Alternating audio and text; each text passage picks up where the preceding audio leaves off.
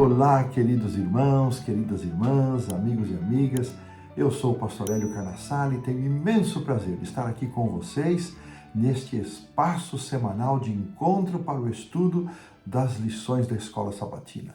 Nós estamos avançando no livro de Josué, estamos quase no final e nossa gratidão a Safeliz que nos proporciona esta oportunidade. Meu abraço a todos aqueles que estão conectados por meio deste link que aparece aí na tela, e se você ainda não está conectado, aproveite para se conectar e com isso você vai poder receber todos os dias a porção diária da lição. Você vai também receber o resumão, as notícias e novidades da Safeliz. Você também vai poder enviar o seu pedido de oração. Você sabe que a Safeliz mantém uma equipe de intercessores e, mais do que isso, nós formamos uma grande família quando nós oramos uns pelos outros através destes pedidos postados aqui no site da Safeliz. Também, de forma muito especial, você pode compartilhar com mais facilidade o conteúdo da lição. Isso vai alcançar pessoas que de outra maneira não receberiam a lição. E aqui vai o meu abraço para essa comunidade de pessoas que recebem as lições por meio dos compartilhamentos. Um abraço para você e um abraço para você que compartilha. Muito bem, chegamos à lição de número 12, Deus é fiel, uma linda lição. Vamos estudar nessas duas próximas semanas, esta e a próxima, os dois últimos capítulos do livro de Josué, capítulo 23 e capítulo 24. Mas antes de avançarmos nisso, vamos fazer a nossa oração pedindo a bênção de Deus para o estudo da lição. Senhor Deus, Pai nosso, oramos para que sejamos abençoados, sejamos iluminados com sabedoria e entendimento para o estudo e compreensão desta porção da Tua Palavra no livro de Josué.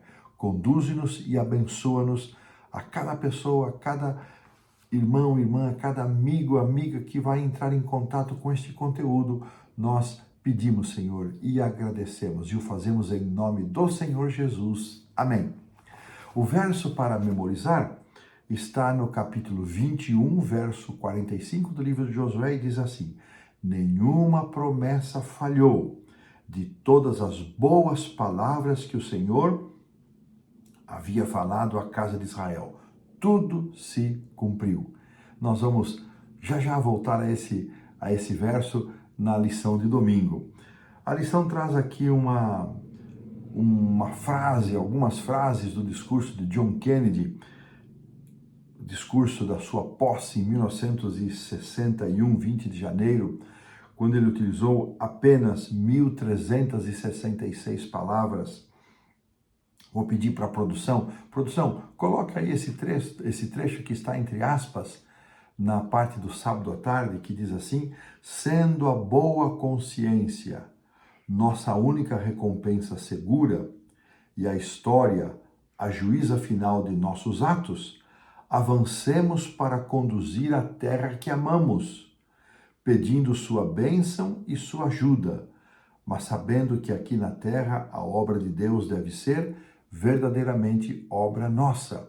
Interessante esse trecho do discurso de John Kennedy, porque fala da terra amada, fala das bênçãos de Deus e da ajuda do Senhor para conduzir a obra de Deus na terra. E o discurso de Josué guarda alguma semelhança e vai além destas palavras que John Kennedy pronunciou. E é o que nós vamos fazer nestes dias desta semana, e da próxima vamos considerar Josué 23 e Josué 24. Nesta semana, Josué 23. Na última lição do trimestre, Josué 24. Quando falamos em última lição, já se foi o trimestre. Que coisa impressionante. Já foi o trimestre e já foi o ano.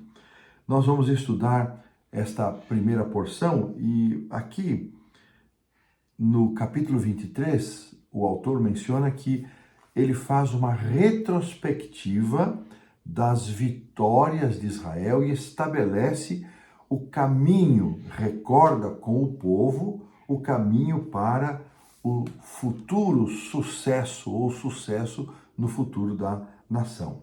Ao passo que Josué 24, ele vai analisar os atos fiéis de Deus no passado e vai terminar com um grande apelo que Josué fez de permanecerem fiéis a Deus a toda prova. O auxiliar do professor trouxe uma compreensão muito interessante sobre a caracterização profética do livro de Josué. Eu gostei muito. Ela diz que o significado do profético do livro de Josué é muito mais evidente na tradição hebraica, que inclui o trecho de Josué até 2 Reis, que nós consideramos livros históricos.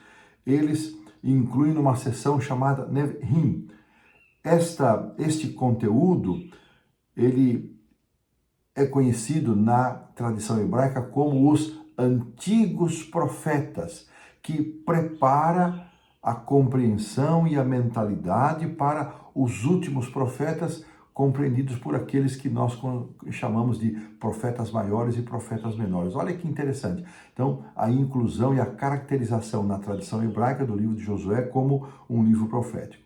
Esse trecho que nós vamos considerar, especialmente 23 e 24, os capítulos,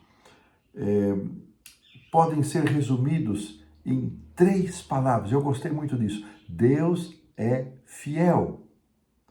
Como ele também é poderoso, nenhuma das suas promessas pode falhar. O livro, diz aqui o auxiliar, apresenta a perspectiva bíblica de que a história progride de acordo com o propósito soberano de Deus, independentemente da resposta do seu povo ao longo dos tempos.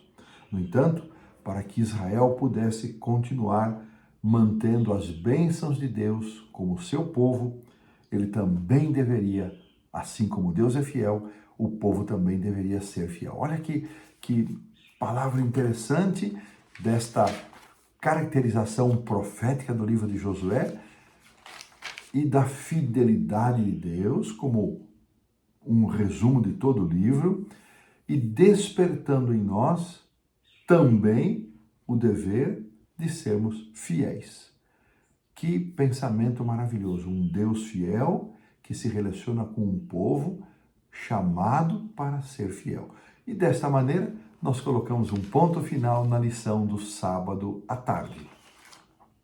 Avançamos para a lição do domingo, que vai trazer 3 versos muito interessantes do capítulo 21, para depois, a partir da segunda-feira até a quinta, nos concentrarmos no capítulo 23. Eu vou pedir para a produção colocar estes 3 versos do capítulo 21, 43, 44 e 45, que na versão Almeida Revista e Corrigida, segunda edição, diz assim: 21, 43 a 45. Desta maneira, deu o Senhor a Israel toda a terra que jurara dar a seus pais, e a possuíram e habitaram nela. O Senhor lhes deu repouso em redor, segundo tudo quanto jurara a seus pais. Nenhum de todos os seus inimigos resistiu diante deles. A todos eles o Senhor lhes entregou nas mãos. Nenhuma promessa falhou de todas as boas palavras que o Senhor falara à casa de Israel. Tudo se cumpriu. Versos lindos e maravilhosos e com lições preciosas. O primeiro destaque que eu quero fazer destes 3 versos é que 6 vezes aparece a expressão ou a palavra em hebraico kol, que traduzido para o nosso português, ela fica como tudo, todos, todas.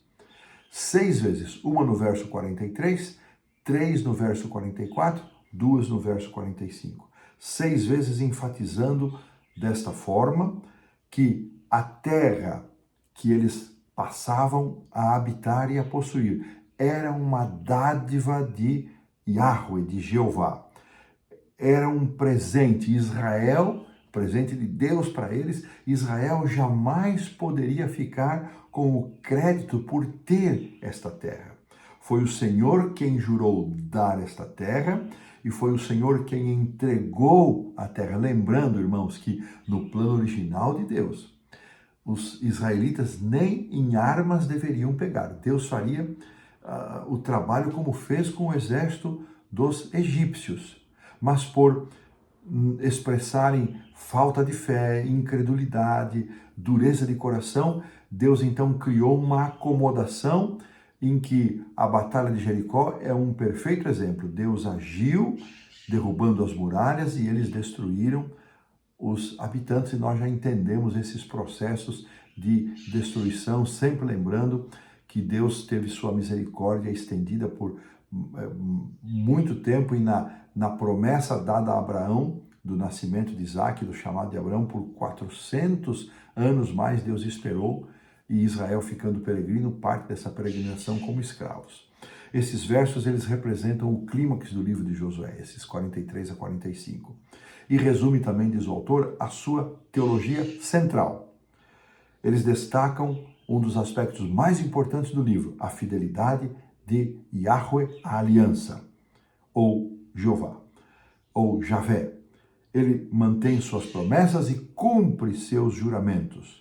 Essa pequena seção resume todo o conteúdo do livro até agora. Josué 21, 43 fala da alocação e do assentamento. Só lembrando, deu o Senhor Israel toda a terra que jurara. Então fala desta característica da alocação e assentamento da terra, encontrados nos capítulos 13 a 21. Josué 21, 44 refere-se às vitórias conquistadas contra os inimigos, de forma mais evidente, encontradas nos capítulos 1 a 12. Mas toda essa retrospectiva, ela se destaca, é vista pelo prisma da fidelidade de Deus.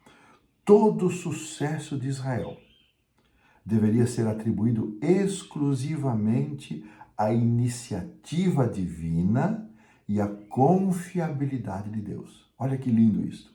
Todo sucesso, iniciativa e confiabilidade. Isso é também igualmente verdadeiro, aplicação para nós, com respeito à nossa salvação. Efésios 2, 8 e 9 nos diz que nós somos, pela graça sois salvos, mediante a fé. Isso não vem de nós, não vem de vocês, é dom de Deus, não de obras, para que ninguém se glorie. Da mesma forma como a terra foi um presente de Deus, todo o mérito deveria ser dado a Deus, a salvação é um dom de Deus, é um presente de Deus. Nunca devemos nos esquecer isso. Enfatizando a fidelidade de Deus, vou pedir para a produção colocar aí esse texto lindo de 2 Timóteo 2, 11 a 13, que aparece na lição, e diz assim que Paulo também escreveu: fiel é esta palavra.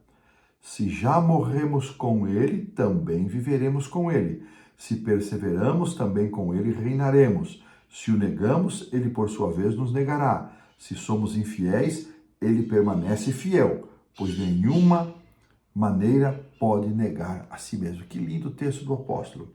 E eu quero, antes de ainda concluir, trazer aqui dois pensamentos muito interessantes, um encontrado no auxiliar do professor, lembrando aqui Lamentações, capítulo 3, versos 22 a 23, onde é dado um destaque muito especial, que são as misericórdias do Senhor a causa de não sermos consumidos, pois elas se renovam a cada manhã. Então, no verso 23, nos é dito que grande é a tua fidelidade.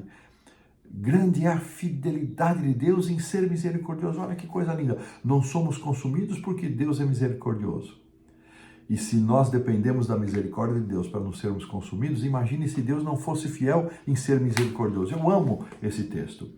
Como você pode ver a fidelidade de Deus? Uma pergunta para nós pensarmos em meio aos tempos difíceis da vida, em meio às lutas e provações, às perdas. Como o fato de Deus ser confiável e seguro pode nos ajudar a navegar nas águas turbulentas da vida, quando nós parece não enxergarmos as ações diretas de Deus?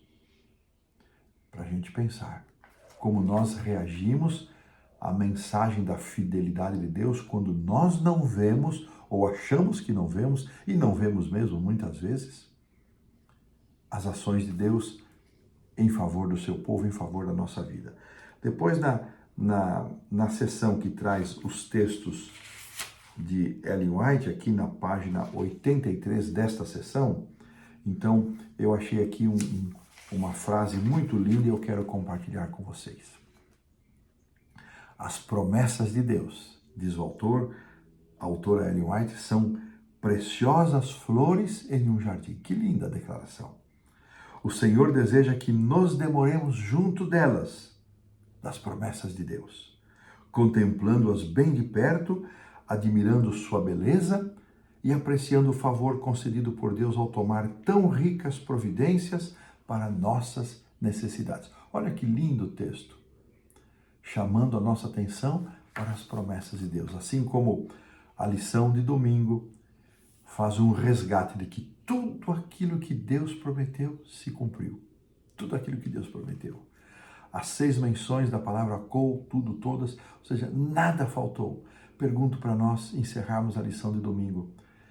Qual é a nossa percepção, qual é a nossa leitura do cumprimento das promessas de Deus em nossa vida, do cumprimento das promessas de Deus na vida da igreja, na marcha da igreja, na pregação do Evangelho, no avanço do reino de Deus? Temos esta percepção lá na minha congregação. Temos a percepção, podemos testemunhar de que Deus é fiel e com isso Ele também nos faz um chamado para sermos fiéis. Com essas palavras colocamos um ponto final na lição do domingo. Avançamos para a segunda-feira, que nos permitirá entrar no capítulo 23, já vou virar a página aqui da minha Bíblia, que tem como título Sinal de Preocupação. Que preocupação era essa? Que sinal de preocupação era essa? Bom, conforme estudamos aí na lição do domingo, é uma gloriosa conclusão marcada por esses versos 21, 43 a 45, ela também traz ali uma condição de obediência. E o fato de que, chamar a atenção de que nada daquilo que Deus prometeu, tudo aquilo que Ele prometeu se cumpriu, embora não esteja aqui explicitamente mencionado, esta referência à fidelidade de Deus em cumprir tudo aquilo que Ele havia prometido na aliança, chamava também a atenção do povo implicitamente para que eles agora cumprissem também a sua parte na aliança. Lembra-se que a aliança é um contrato envolvendo 2 partes. E é isso que o autor aqui chama como um sinal de preocupação, porque o sucesso, diz ele, nunca é automático, ele está sempre ligado ao sucesso espiritual, à obediência à palavra de Deus. Assim, na distribuição do território, além dela ser um símbolo da fidelidade de Deus, chamava atenção para que a nação deveria ser capaz de preservar aquilo que havia sido conquistado. E a pergunta é, Israel teria essa condição, assumiria essa condição de nação obediente, de povo fiel? Os versos iniciais aqui do capítulo 23, versos 1 a 5, destacam que aí passado muito tempo já passado muito tempo em relação à vida de Josué, e só lembrando, irmãos, se Josué era a pessoa mais velha, nós estudamos isso, quando Caleb menciona que tinha 85 anos e ele é colocado como o segundo mais velho, então, desde a posse da terra até esta fase em que Josué vai falecer, não é? Esta fase que Josué já estava com o tempo avançado, eu não havia aqui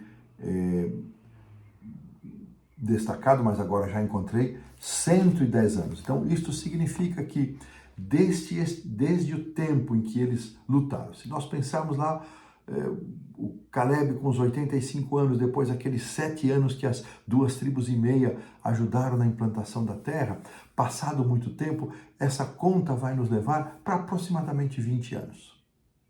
Para aproximadamente 20 anos depois, para justificar esse 23, versículo 1. E sendo Josué já velho, entrado em dias, com essa idade de 110 anos, que é a idade que ele vai morrer. Então, aqui é nos dado este destaque, essa contextualização histórica, e Interessante que aqui Josué é chamado duas vezes, né, já de uma pessoa no verso 1, passado muito tempo, e sendo Josué já velho e entrado em dias. Então é o discurso de uma pessoa idosa, de alguém já com larga experiência, que ele vai agora transmitir ao povo as suas preocupações, especialmente aquilo que havia sido confiado a eles por Deus. E o líder de Israel, ele descreve a conquista da terra unicamente como tendo sido possível pelo juramento e pela fidelidade de Deus. Vamos ver o verso 3. Por favor, produção, coloque aí 23:3. E vós já tendes visto tudo quanto fez o Senhor, o vosso Deus, a todas estas gerações por causa de vós. Porque o Senhor, o vosso Deus, é o que pelejou por vós. Então, Josué, ele destaca, olha, ele que pelejou por vós. Se não fosse Deus, nós não teríamos a terra, em outras palavras. Não foi por habilidade militar de Israel que eles haviam conquistado a terra, mas pela intervenção de Deus. O Senhor Deus deu a Israel descanso dos seus inimigos, mas havia uma coisa. Ainda restavam nações, está destacado aqui nos versos 4 e 5. Ainda restavam povos para serem expulsos, nações para serem eliminadas. E este era o sinal de preocupação. A vitória não era uma realidade consumada e definitiva, mas uma possibilidade deles continuarem sendo vitoriosos se eles também permanecessem fiéis, assim como Deus é fiel. As vitórias dos israelitas jamais poderiam ser atribuídas à sua força, à sua estratégia bélica, militar, seus equipamentos. Da mesma forma, irmãos, que a vitória espiritual sobre o pecado e a tentação foi garantida para cada um de nós, para nossa vida, por meio do sacrifício e da ressurreição do Senhor Jesus Cristo. Eu gostei demais desta comparação. Da mesma forma como a terra foi um presente. Mesmo que Israel tivesse ali participado das batalhas, assumido um papel, mas a terra foi um presente de Deus. Não foram suas estratégias, suas habilidades, foi um presente de Deus. Josué destaca isso. Comparação, a nossa salvação. A salvação é um presente de Deus para nós, garantidos pela morte, pela vida vitoriosa, morte e ressurreição do Senhor Jesus.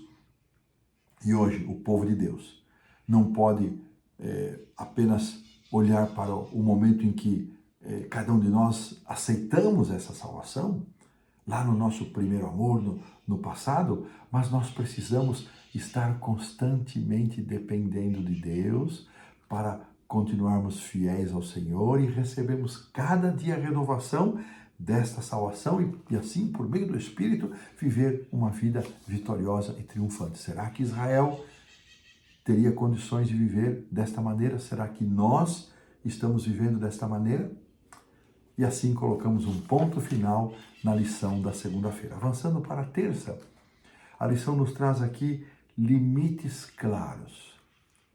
E o foco agora são os versos 6 a 8. E eu quero pedir que a produção coloque os versos 6 e 7. Por favor, produção. 23, 6 e 7, e os versos dizem assim: Esforçai-vos, pois, muito para guardardes e cumprirdes tudo quanto está escrito no livro da lei de Moisés, para que dela não vos aparteis nem para a direita, nem para a esquerda, para que não vos mistureis com estas nações que restaram entre vós. Não façais menção dos nomes de seus deuses, nem por eles façais jurar, nem os sirvais, nem os adoreis. Mas ao Senhor vosso Deus vos apegareis como os fizestes até o dia de hoje. Olha que interessante, irmãos. Qual era o perigo que Israel iria enfrentar, e Josué, como uma visão profética, ele coloca aqui, não era a hostilidade destas nações. A maioria delas já estava eliminada. O grande risco era agora Israel se acomodar e fazer amizade com estas nações. E as armas dessas nações não representavam mais perigo para Israel, mas a sua ideologia, seus valores, poderiam ser mais prejudiciais do que qualquer força militar. Eu fiquei pensando muito nisso, irmãos. Ontem ainda, eu não sou lá de ouvir vídeos pela internet, mas ontem recebi do nosso amigo pastor Laércio Mazaro, que teve um tempo que por razões de saúde não pôde enviar a sua lição, agora já faz 2 semanas que ele começou a enviar novamente, e ele me mandou ontem um vídeo de alguém que nós ainda não identificamos quem é, mas essa pessoa de uma forma muito equilibrada, muito feliz, apresentou 3 grandes preocupações que ele tem com a igreja, sendo a terceira que ele mais destaca, que é a frieza espiritual. O mundanismo, a conformação com o modo de pensar da sociedade contemporânea, o liberalismo, a não caracterização de que pecado é pecado e, finalmente, a frieza espiritual. Eu fiquei pensando, irmãos, ligando este conteúdo com aquilo que nos traz a lição, e aqui o verso 7, ele dá aqui 2 destaques. Para que não vos mistureis com estas nações, e nem façais menção dos nomes dos seus deuses, nem por eles façais jurais, nem os sirvais, nem os adoreis. Olha que interessante, vamos entender essas 2 preocupações. Primeiro, a proibição de invocar, aqui o autor começa com a segunda parte, invocar o nome de algum deus pagão, jurar por ele, servi-lo ou curvar-se a ele, tinha que ver com idolatria. Um perigo, uma tentação que acompanhou Israel o tempo todo, e eles sucumbiram. No Antigo Oriente Próximo, o nome de uma divindade, olha como é interessante entender isso, representava sua presença e poder. Invocar ou mencionar o nome de um Deus em saudações, transações comerciais, era reconhecer sua autoridade e ajudava a levar os israelitas a buscar esse Deus e esse poder nos momentos de necessidade. Por isso, da advertência. Não se misturem, não mencionem os nomes, não jurem, não sirvam, não adorem. Segunda preocupação, era o perigo de casamento. Não eram as armas, era o casamento com as nações restantes. Essa mistura traria o quê?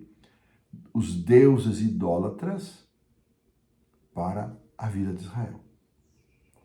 Essa intenção da advertência de Josué não era promover aqui, eu gostei dessa expressão, não era promover aqui uma pureza étnica da raça, mas era evitar a idolatria. Mesma coisa, irmãos, nós podemos observar, por exemplo, ele cita aqui o caso de Salomão, e cita os textos, 1 Reis 3, verso 1, depois 11 de 1 a 8, ele primeiro se casa com a filha de Faraó, depois ele teve muitas mulheres amonitas, moabitas, edomitas, e ele chegou a fazer casas para esses deuses. Que tristeza essa derrocada de Salomão. E Paulo também nos adverte, segundo Coríntios 6,14, a não ter jugo desigual. E em 1 Coríntios 7,12, Paulo dá um equilíbrio, 12 a 16, de que se alguém está casado e um dos cônjuges aceita o evangelho, este crente não deve deixar o descrente, a menos que o crente queira deixar. Então veja, Paulo tem um equilíbrio muito interessante aí, e esse é um assunto que parece que não temos falado mais nesta questão, mas da mesma forma, quando a Igreja Adventista recomenda aos nossos filhos, aos nossos jovens, que não se casem com pessoas que não sejam filhos da igreja, que são membros da igreja, da mesma fé, não é apenas por pureza denominacional, mas, sobretudo, é pela mistura de procedimentos, pela mistura de crenças, pela mistura de práticas, que normalmente acaba acontecendo. As exceções de que aquele que é um fiel adventista se casa com um não adventista e este se torna adventista são exceções. Não nos iludamos, irmãos, são exceções. Então, olha que equilíbrio esse assunto foi apresentado aqui pelo autor, e eu faço esse destaque e reafirmo uma questão muito interessante encontrada aqui na seção dos textos para Ellen White, a respeito dessa acomodação com o pecado. Deve haver clara compreensão quanto ao que constitui pecado e devemos evitar a mínima aproximação do ato de ultrapassar os limites entre a obediência e a desobediência. Esse texto vai aparecer aqui na página 85 dos escritos de Ellen White que aparece na lição, e ela vem da meditação à fé pela qual eu vivo do dia 29/11.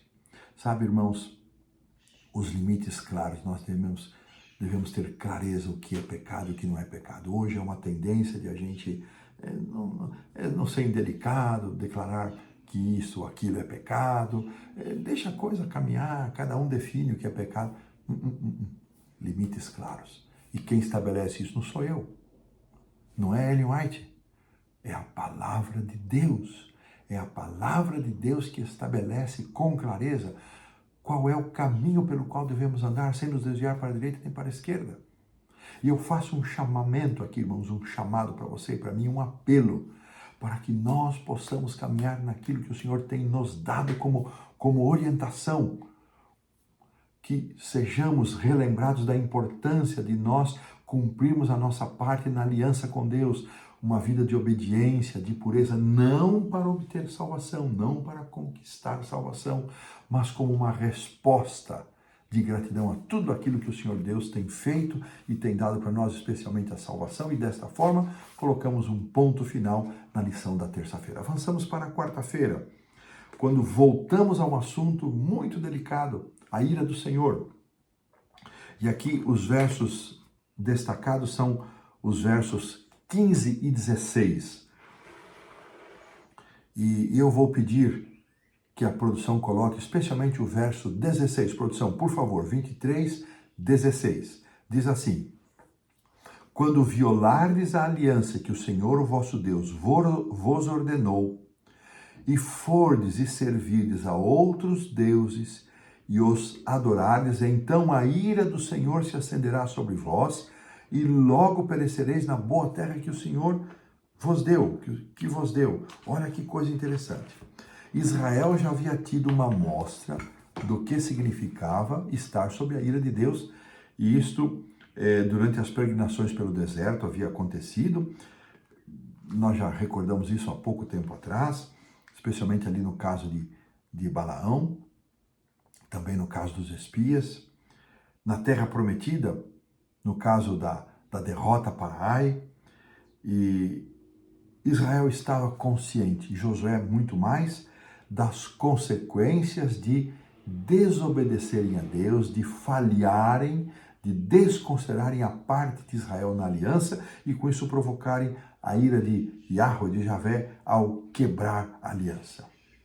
Esses versos representam o ápice do discurso dessa parte mais incisiva do discurso, e é chocante ouvir, como deve ter sido para o povo, é chocante para nós ouvirmos, que o Senhor destruiria Israel, já que esse termo havia sido usado para as nações pagãs.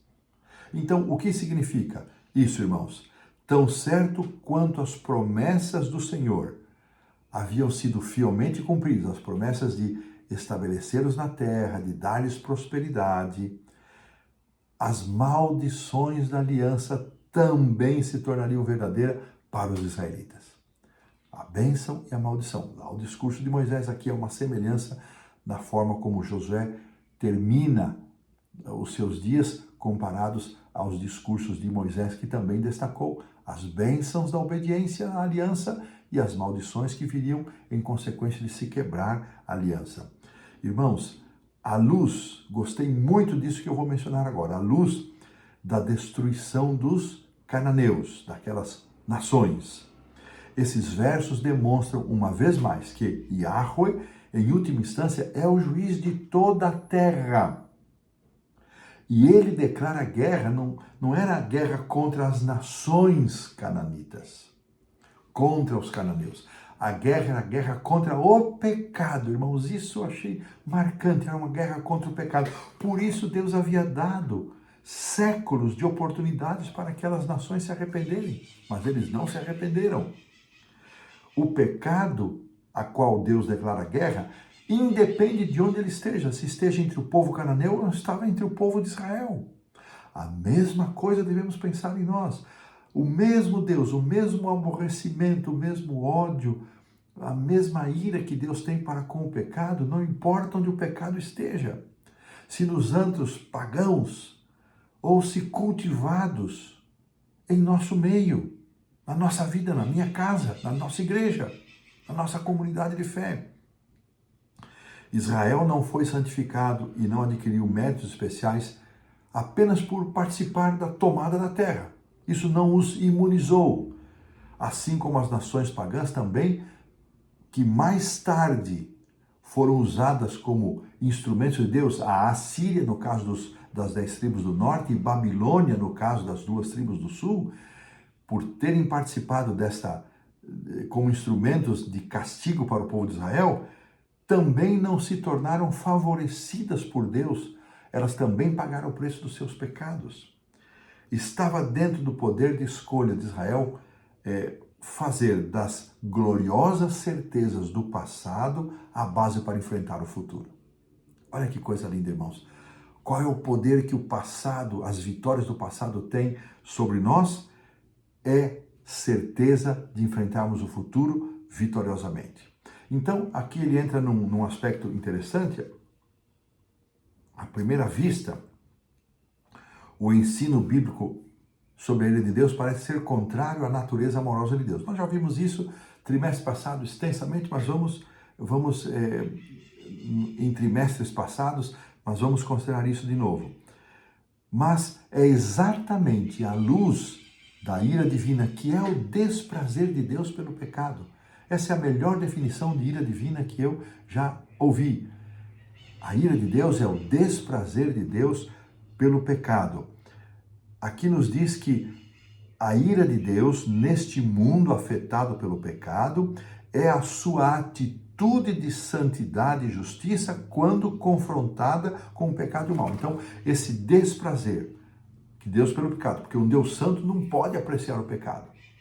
Então, quando a santidade de Deus é confrontada pelo pecado, então a ira de Deus não é uma expressão emocional como nós muitas vezes, perdemos a estrebeira, como dizer, e perdemos o ponto, o tom e nos enraivecemos. Isso não, a ira de Deus é diferente, não é dessa forma emocional, não é uma caracterização emocional. Não podemos entender assim, um Deus raivoso, nervoso, que está sendo irritado e explode. Não, não é isso. A ira de Deus é o constante desprazer de Deus pelo pecado, e quando a sua santidade ela é confrontada neste mundo afetado pelo pecado, quando o pecado e o mal se manifestam, então Deus também manifesta o seu desprazer pelo pecado. Eu me lembro, no meu primeiro ano da Faculdade de Teologia, lá no longínquo 1977, um dos nossos professores, que já descansa no Senhor, Antônio Alberto Nepomuceno, ele mencionou que Jesus, ao morrer na cruz, ele foi objeto da ira de Deus. Por quê? E aqui está o texto de 2 Coríntios 5, 21, que Jesus, ele se tornou pecado por nós. E ao se tornar pecado por nós, Jesus assume a ira de Deus. E essa foi a razão pela qual Jesus, de acordo com o desejado, Jesus morreu, porque a dor e o pecado faz separação. Então, Jesus morreu separado de Deus, porque o pecado faz separação. E a ira de Deus separa o pecado da sua presença. E Jesus morre como os ímpios morrerão na segunda morte, ou na morte após o milênio. É essa caracterização. E Jesus suportou isso para que nós não precisássemos passar por essa angústia, por essa desgraça. A morte que morremos hoje, chamada primeira morte, nós podemos morrer em paz ao lado de Cristo, em Cristo Jesus, por Cristo Jesus. Assim, o conceito da ira divina, ela apresenta o Senhor como justo juiz do universo e aquele que promove a justiça e aponta para o Salvador que se fez pecado por nós, que assumiu a ira de Deus. Que coisa mais linda. Irmãos, tenhamos esta compreensão muito clara. Espero que tenha ficado claro e que sejamos advertidos E a ira de Deus é contra o pecado, não era contra este ou aquele. Não tenhamos preconceito, irmãos, que a ira de Deus é contra este ou aquele grupo religioso. Esqueçamos isso, irmãos. A ira de Deus é contra o pecado e aqueles que se aliam ao pecado. Que Deus nos ajude, irmãos, a nos afastarmos do pecado, a reconhecermos o pecado, a ter a nossa vida, a nossa casa, a nossa família e a nossa igreja livres do pecado, e desta maneira colocamos um ponto final na lição da quarta-feira. Avançamos então para a quinta-feira, onde vem aqui o conselho final de Josué, aparecendo no verso 11, vou pedir para a produção colocar, 23:11. Portanto, empenhai-vos em guardar a vossa alma para amardes o Senhor, o vosso Deus. Empenho, dedicação, para estarem perto do Senhor, para amar o Senhor e guardar-se para amar o Senhor. Olha que coisa linda, a única maneira pela qual Israel poderia evitar a tentação da idolatria e a ira de Deus não era se lembrando constantemente das proibições da aliança, mas promovendo uma consciência da fidelidade de Deus e da fidelidade da casa de Israel constantemente ao Senhor. O mesmo verbo apegar-se, aderir, que aparece em outras partes, como Deuteronômio 4:4, também descreve a aliança matrimonial em 2:24 de Gênesis, também aparece na história de Ruth e Noemi, que Ruth se apegou à sua sogra. É importante observar que este apego, esta ideia, é apegar-se a Deus. Esse foi o apelo de Josué. E para que Israel pudesse desfrutar as bênçãos da aliança, ele teria que permanecer fiel a Deus. E aqui não há, irmãos, meias palavras. Há quem não, a obediência e salvação pelas obras, o que é isso? Então, e a desobediência, o que é? O hebraico, ele é extremamente enfático nessa expressão. Tenha muito cuidado para o bem da sua própria alma. Olha que interessante essa tradução aqui do verso 11. Tenha muito cuidado. A palavra ahabá, amor, ela pode se referir a várias afeições humanas. Aqui, empenhar-vos em guardar a vossa alma para amar-vos o Senhor. É isso que o autor está comentando. Ela pode incluir apego amigável, intimidade sexual, ternura maternal, amor romântico, mas também inclui a lealdade a Deus. E esse é o ponto de destaque.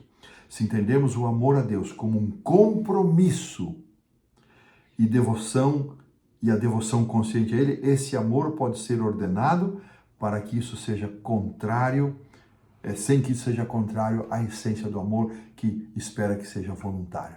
Mas ela tem essa característica de Deus, e aqui Josué instruindo, amem a Deus. O mandamento de amar a Deus revela que esse amor deve ser recíproco, mesmo que os dois lados não estejam no mesmo nível. Deve haver reciprocidade, mesmo que Deus esteja num patamar muito mais elevado. Mas nós devemos responder a Ele com amor. Olha que apelo de Josué, que desafio para nós vivermos em resposta de amor. Resposta de amor. Apegar-se a Deus é responder a Ele com amor em uma vida de obediência, não para obter favores, não para obter salvação, mas como gratidão a tudo aquilo que Deus fez. E desta maneira colocamos um ponto final na lição da quinta-feira. Avançamos para a sexta. Eu tive dificuldade. Apareceram dois parágrafos de Ellen White, do Patriarcas e Profetas, e eu vou ficar com o segundo, o menor, até por causa do tempo. Diz assim: Deus é o doador da vida. Desde o princípio, todas as suas leis foram estabelecidas em favor da vida. Contudo, o pecado se intrometeu na ordem que Deus tinha estabelecido e o resultado foi a discórdia. Enquanto o pecado existir, sofrimento e morte serão inevitáveis. O ser humano só pode ter esperança de se livrar dos terríveis resultados resultados da transgressão pelo fato de o Redentor ter suportado em nosso favor a maldição pelo pecado. Mais uma ênfase na obra de Cristo, na malignidade do pecado e na única tábua de salvação que temos, que é a pessoa maravilhosa do incomparável Jesus. 4 perguntas para reflexão. Eu destaquei aqui a terceira e a quarta, que diz assim: que princípios vimos nesta semana quanto à associação com incrédulos? Destacando: Como equilibrar os limites em termos de princípios e práticas ao nos misturarmos com as pessoas para servi-las? Então, nós devemos ser luz, devemos ser sal. Então, para a gente pensar, há um limite nesse relacionamento. Também não podemos ficar isolados. Quais obstáculos impedem você de apegar ao Senhor? Essa é a última pergunta. Que obstáculos está impedindo a minha e a sua atitude de apegar-se a Deus? E desta maneira, encerramos a lição maravilhosa, linda, e eu convido você a uma palavra de oração. Senhor Deus, Pai nosso, graças te damos por esse estudo tão abençoado que o Senhor nos concedeu, com esse chamado à obediência, mas acima de tudo um chamado ao amor. Que o Senhor nos fortaleça, que o Senhor nos ajude a viver uma vida santa, Senhor, afastados do pecado. Abençoa os nossos amigos que recebem a lição, aos irmãos que estão conectados. Que a tua graça se manifeste conosco hoje e sempre, em nome do Senhor Jesus. Amém. Que Deus nos abençoe. Até a próxima lição, a última lição. Que Deus nos abençoe. Amém. Até mais.